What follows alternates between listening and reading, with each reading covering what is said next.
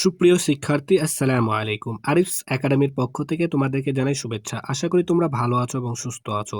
আজকে আমি তোমাদের বিজ্ঞান বইয়ের পৃষ্ঠা নম্বর 36 এর অর্থাৎ তৃতীয় অধ্যায়ের যতগুলো প্রশ্ন আছে সবগুলো সমাধান করে দেওয়ার চেষ্টা করব। তাহলে চলো শুরু করা যাক।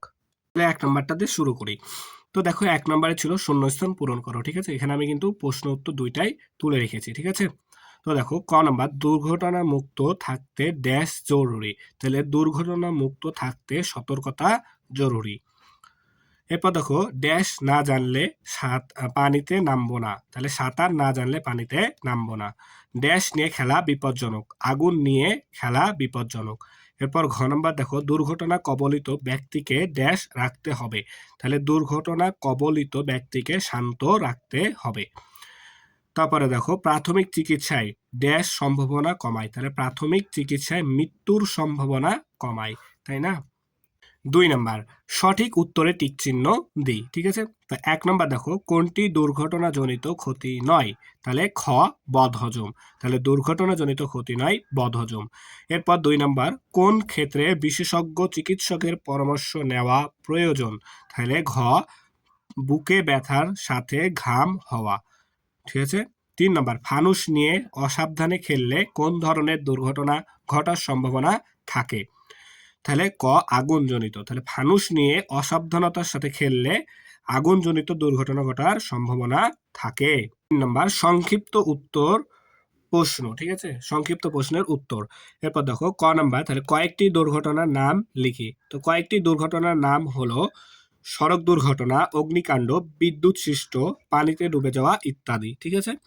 এরপর খ নাম্বার দেখো, কেউ বিদ্যুৎ সৃষ্ট হলে তাকে কি করতে হয়? তাহলে কেউ যদি বিদ্যুৎ দ্বারা সৃষ্ট হয় তাহলে কি করব? তো কেউ বিদ্যুৎ সৃষ্ট হলে প্রথমে বিদ্যুতের সংযোগ বন্ধ করতে হয়। ঠিক আছে? তাহলে প্রথমে আমরা বিদ্যুতের সংযোগটা বন্ধ করে দেব।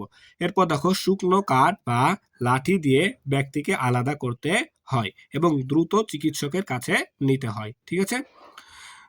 গ নাম্বার, প্রাথমিক চিকিৎসা বলতে কি বোঝায়? তাহলে প্রাথমিক চিকিৎসা বলতে কি বোঝায়? দুর্ঘটনার পর চিকিৎসক আসার আগ পর্যন্ত, তাহলে দুর্ঘটনার পর চিকিৎসক আসার আগ পর্যন্ত যে সাময়িক চিকিৎসা দেওয়া হয়, তাহলে যে সাময়িক চিকিৎসা দেওয়া হয় তাকে প্রাথমিক চিকিৎসা বলে। 4 নাম্বার, তাহলে 3 নাম্বারটা শেষ। 4 নাম্বার, তাহলে দেখো বর্ণনামূলক উত্তর প্রশ্ন। ঠিক আছে? তাহলে বর্ণনামূলক প্রশ্ন উত্তর। ঠিক আছে? তাহলে দেখো ক নাম্বার, প্রাথমিক চিকিৎসার সাধারণ নিয়মগুলো কি কি? প্রাথমিক চিকিৎসার সাধারণ নিয়মগুলো কি কি?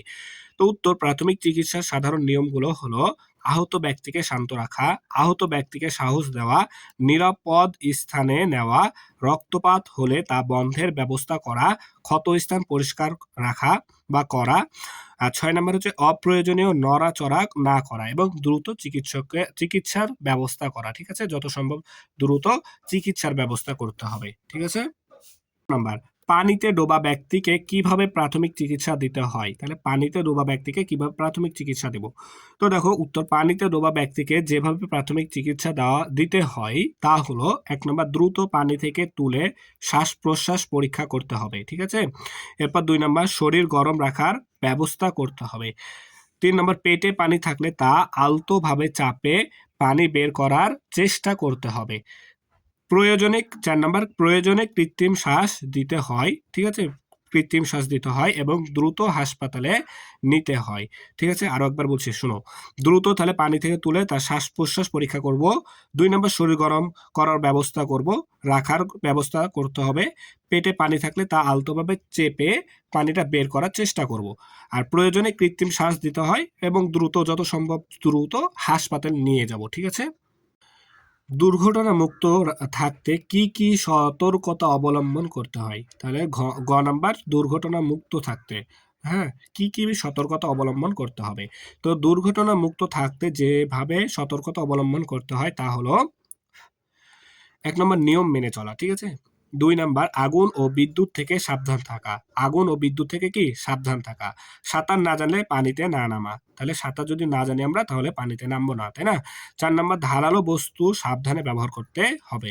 ধারালো বস্তু বলতে যেমন ছুরি, কাঁচি, এগুলো কি সাবধানে ব্যবহার করতে হবে। 5 নাম্বার, খেলাধুলায় নিরাপত্তা মানা। ঠিক আছে? এবং ঝুঁকিপূর্ণ কাজ এড়িয়ে চলা। ঝুঁকিপূর্ণ কাজ কি? এড়িয়ে চলা। আমাদের সবগুলো প্রশ্নের সমাধান করা হয়ে গেল। আশা করি তোমরা বুঝতে পেরেছো। তাহলে আজকে এ পর্যন্তই। ভিডিওটি ভালো লাগলে অবশ্যই লাইক, কমেন্ট, শেয়ার করতে ভুলবে না এবং পরবর্তী ভিডিও সবার আগে পেতে আমাদের চ্যানেলটি সাবস্ক্রাইব করে রাখো। আল্লাহ হাফেজ। আসসালামু আলাইকুম ওয়া রাহমাতুল্লাহ।